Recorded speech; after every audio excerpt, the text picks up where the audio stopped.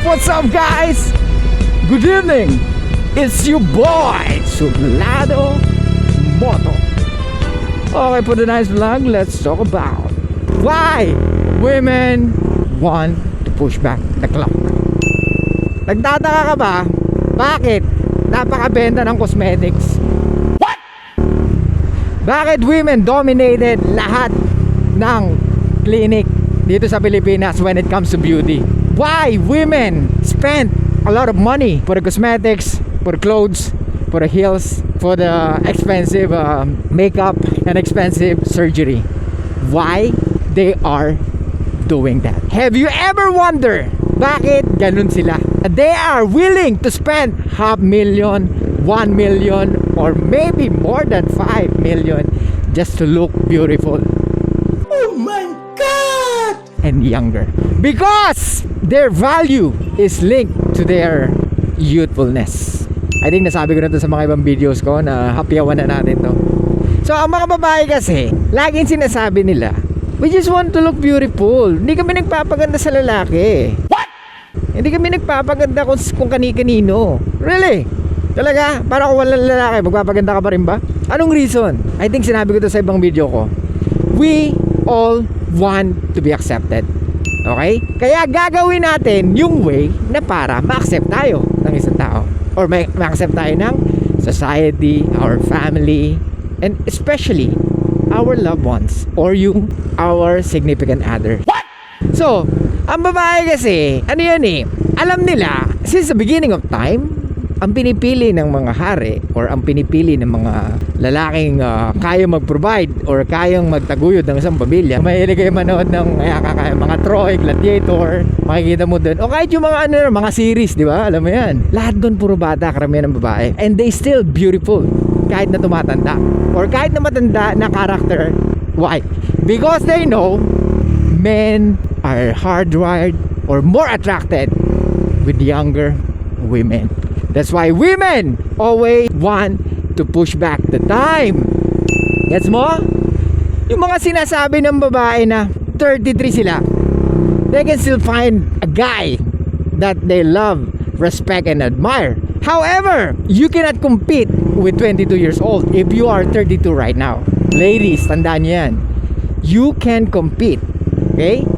When it comes to sexual partners. Hindi dahil ayan na naman tayo, gusto nyo lang yun kasi madali mauto. What? Is it madaling mauto? Really? So may usually mga nagsasabi nun is yung may edad na, or kumaga lampas na sa calendar, or papunta na sa lampas 30. Kasi ang babae, kung talagang masaya sa relationship niya, mostly ang nagsasabi nun is yung mga usually single na babae na lampas 30 na or papunta na ron. Why? Kasi they cannot turn back time eh. Don't get me wrong, you can still look beautiful at the age of 40. Iba yung 40 ka ngayon, iba yung last time na 22 ka. At alam natin na mas marami kang suitors or maybe admirers during when you were 22 years old compare as right now that you are 40. Di ba? Kasi alam natin, di ba? Kaya sinabi ko na to sa ibang videos ko. Women only get matured when get matured. What? Women only get mature when they get pure attention from opposite sex. Diba? Pag nakikita na, oh my God, it's not the same anymore. Diba? Kasi wala nang ganong lalaki na talagang humahabol sa akin na talagang willing, kumbaga, ilagay ako sa pedestal. What? Lalo na pag umiedad ka na. Yan, tandaan mo, you have a biological clock, diba? Na hinahabol niya rin. Dahil gusto niya talaga, syempre kahit paano, kung may pangarap siya, most of women, 9 out of 10 women wants to get to have a family or wants to have a child. Because that's the greatest gift she can give to this world, di ba? And even to herself. And yun nga yung sinasabi nila na nagbabago ang babae pag may anak na. Nandun kasi yung pagiging instinct ng pagiging ina na kailangan niya protektahan ng kanyang anak. Nag-start siya maging practical sa sarili niya, di ba? Karamihan ng babae nangangarap ng mini-me, di ba?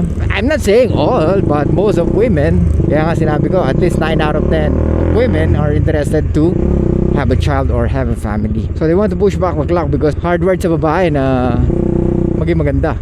Kasi their value are linked to their beauty. Kaya hindi pwedeng sabihin ng mga babae na nagpapaganda sila para sa sarili nila because the number one consumer of beauty are men. Gets mo? Kaya nga tuwan-tuwa ka pag maraming nag-a-admire sa yung kalalakihan. Lalo na yung mga lalaki na alam mo na pasok sa standards mo. Yung may time na hindi ka makapili because they are all the best. It's hard for you to choose. Pero alam mo kung sino pipiliin mo. Yung lalaki na sanay stimulate ng emotion or marunong mag-stimulate ng emotion ng kababaihan, di ba? Pag nalaman mo, the more na mas marami siya nagiging partner or nagiging sexual partner, the more na you are more attracted. So, gusto ng mga babae na ganung lalaki kasi doon pa lang yung lalaki, hindi pa sila or wala pa nangyayari sa kanila, she already know that this guy can provide value. Pag yung lalaki na to is already pre-selected by most of women. So most of women, pag nalaman nila na itong lalaki na to is talagang kinahumalingan ng bawat kababaihan, syempre they want to be I want to be part of his life, or I want him, di ba? I want someone like him as well. Kaya nga some women are willing to share with one guy. How dare you? At tanggap nila yun because this guy is really proven na talagang can provide value in her life kahit na wala pang nangyayari. Nabalitaan niya pa lang na pinagkakaguluhan or maraming nalolokong babae sa kanya. Kaya nga pag pumunta tayo ng club, let's say ikaw, babae ka, pupunta ka ng club, meron kang 5 kasamang lalaki, ako may kasamang 5 babae, sino mas attracted sa atin dalawa? Syempre ako. How dare you? Magtataka yung bawat kababaihan sa club, who's this guy? Bakit may kasamang mga kababaihan? Kaya nga maraming babae na talagang willing to be with the guy na marami naging sexual partners. And that's a fact. How dare you? Lahat kayo attracted kayo sa lalaki na kinahuhumalingan ng bawat kababaihan. Kailangan nilang maselect ang isang lalaki na talaga the best. So ano yung mga ginagawa nila to find a partner? O yung sexual strategy nila, paano? Kasi ganito, unang panahon, di ba, puro tribe yan. Tapos puro babae, mga naiiwan, di ba? Mga bata, matatanda. Kasi sila yung nag-aalaga, they are the nurturer, di ba? Inaalaga nila yung mga bata at mga next generation. So kaya lagi lang sila nasa tribe, and at the same time para safe sila. Kaya mga lalaki mga nag-hunt. Men are the hunter to find food, di ba? So pagdating nila, syempre magbubulungan ng mga babae. Sino yan? What? Especially mga single women, di ba? So kaya nga sinasabi nila mas chismosa ang babae. How dare you? Diba? Pag nalaman nila this guy is the best, so dahil sa chismis, doon nila malalaman if this guy is the best. And we're still doing that, or women still doing that until now, diba? Kung dati malalaman lang nila na the best ang isang lalaki dahil sa mga ibang karamihang babae, kaya nga malalaman din nila kung ikaw hindi ka the best. Pag nalaman ng mga kababaihan na hindi ka the best, then most likely hindi mo pwedeng makontinue yung generation mo compare as sa mga lalaki na talagang pinagchichismisan na the best guy. Gets? Kaya nga women always want to turn or to push back time because they want to look younger. Gets mo? So women, ladies, kaya hindi nyo pwedeng sabihin na nagpapaganda lang kayo it's because para sa sarili nyo lang. No, it's not. Nagpapaganda kayo is because you want to look younger. And talagang naka-hardwired sa psyche ng mga kababaihan, di ba? Same sa kalalakihan. We prepared younger women. Why? Because yun nga, mas madali silang kausap, because since the beginning of time, men lead, women follow, di ba? What does it mean? So ibig sabihin, kung ano sabihin ng mga lalaki or kung ano sabihin ng mga leader ng isang tribe, susunod lang sila because they want to be safe, di ba? Because kaya nga women are looking for survival value, kaya nga women are looking for reassurance, kaya nga women are looking for safety, di ba? They want to feel safe.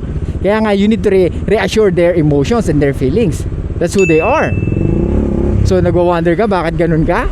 Because it's hardwired in your brain na maging ganun ka. Because women are looking for safety and security. Gets? And men are, kaya nga pag ang lalaki madali ang ma-frustrate pag hindi mo siya sinusunod. Kasi that's hardwired for men na to be a leader. Gets mo? Kaya pag hindi mo siya sinusunod, hindi siya mapakali or napoprostrate siya sa'yo. And tapos marami kang shit test na pinapakita, then mas lalo siya mapoprostrate. And it's not good for the relationship. And it's not good for him. So ano mangyayari? Pwedeng maghanap siya ng iba. How dare you? Dati kasi talagang ang babae sumusunod lang kung ano sabihin ng lalaki. So guys, thank you so much. I'll see you guys next time. And bye-bye.